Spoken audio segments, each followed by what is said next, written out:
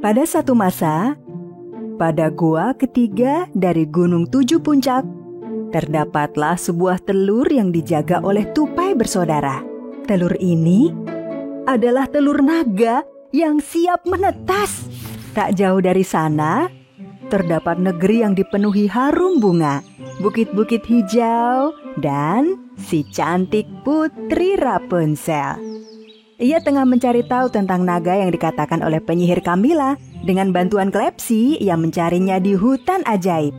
Camilla berjanji jika Klepsi bisa membuat si naga tertawa, maka ia akan berubah menjadi manusia kembali.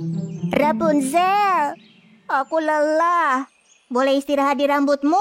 Rapunzel mengangkat Klepsi dan menyematkannya di rambut, lalu melanjutkan perjalanan. Ketika berjalan, burung hantu diam-diam membuntutinya. Kalau dipikir-pikir, menjadi burung hantu buat kaum muda berbau dengan hutan. Beberapa saat kemudian, ia melihat sebuah sarang lebah.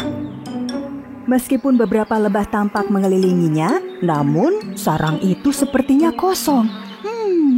Apa menurutmu Ratu Lebah meninggalkan sarangnya, Klepsi? Sepertinya tidak. Lihat itu. Rapunzel ketakutan pada apa yang dilihatnya, karena tampak Ratu Lebah yang memiliki 3 kali ukuran normal muncul tepat di hadapan mereka. Yang mulia, kami hendak menuju Gunung Tujuh Puncak.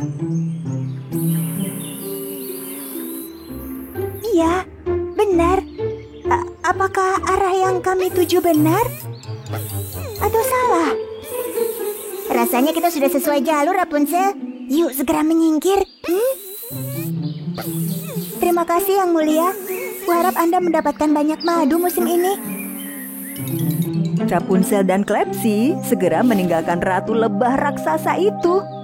Pada jalur yang mereka masuki, mereka melihat bunga-bunga Snapdragon raksasa yang tengah mekar. Rapunzel, bukankah itu bunga-bunga Snapdragon? Iya, benar. Jadi bunga itu bisa membuka mulut mereka. Klepsi, shh. Jika kita tidak berisik, mereka tidak akan berbuat apa-apa. Bunga Snapdragon yang sensitif terhadap suara itu sepertinya sedang tidur pulas. Rapunzel dan Klepsi melewati mereka dengan mengendap-endap. Namun,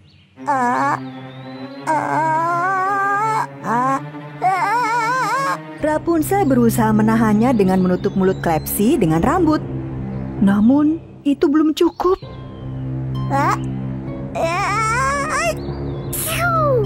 Ya ampun, bagaimana ini?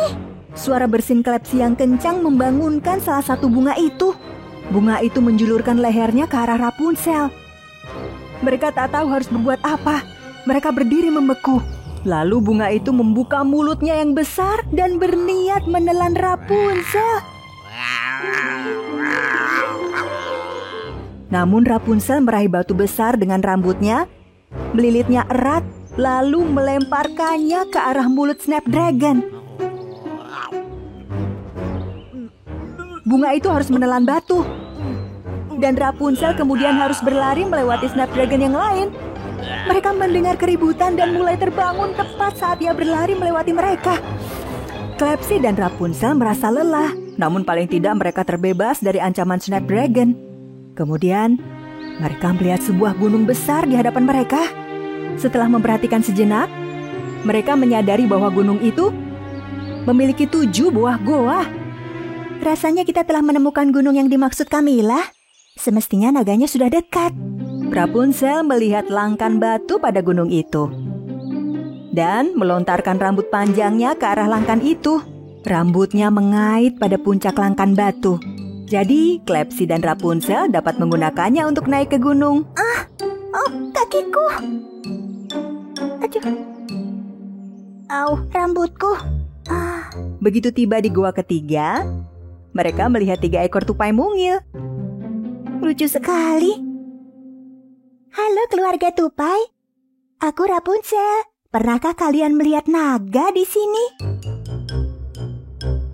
Rapunzel, kok jangan bertanya begitu. Mereka bisa ketakutan. Baik-baik, coba lagi. Halo tupai-tupai mungil. Pernahkah kalian melihat seekor naga yang manis dan lucu di sini? Para tupai mengangguk-angguk. Lalu mereka masuk ke gua. Wow, kupikir tidak berhasil. Klepsi masuk gua terlebih dulu. Namun tersandung batu, sehingga jatuh berguling-guling dan menabrak sesuatu berwarna hijau. Seekor anak naga. Halo. Klepsi ketakutan dan tak tahu harus berbuat apa. Jadi ia melompat ke ekor anak naga itu. Anak naga itu meraung. Kita menemukannya. Kita temukan naga yang disebutkan Camilla. Sulit dipercaya. Yeay! Di saat Rapunzel bergembira, Klepsi memutuskan untuk menyingkir dari ekor naga. Si naga membungkuk supaya bisa memperhatikan Klepsi lebih dekat. Kurasa ia tidak menyukaiku. Dia suka kok. Kurasa masalahnya ia tak tahu cara menunjukkan perasaannya. Bukan begitu, naga manis? Tunggu, ku beri kau nama. Drado, lucu sekali dia. Sebaiknya kau bisa berteman dengannya, Klepsi. Ingat, kita harus bisa membuatnya menertawaimu. Namun naga kecil itu tidak menyukai Klepsi karena telah menyakiti ekornya. Jadi, Klepsi membuat rambut Rapunzel berantakan supaya terlihat lucu.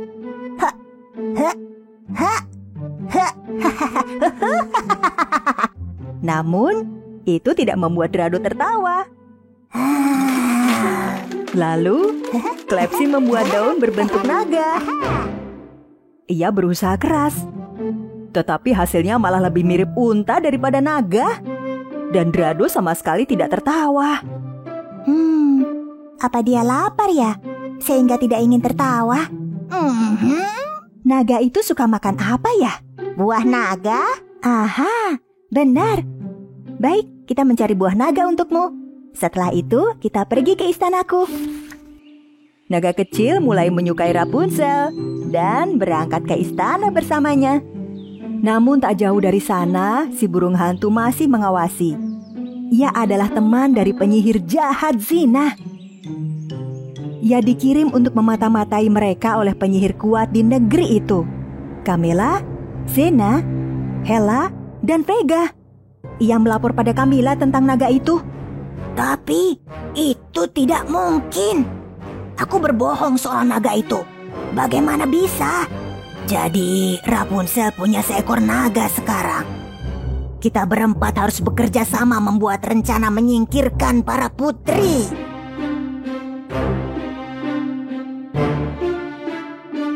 Bukan saatnya untuk menyerah.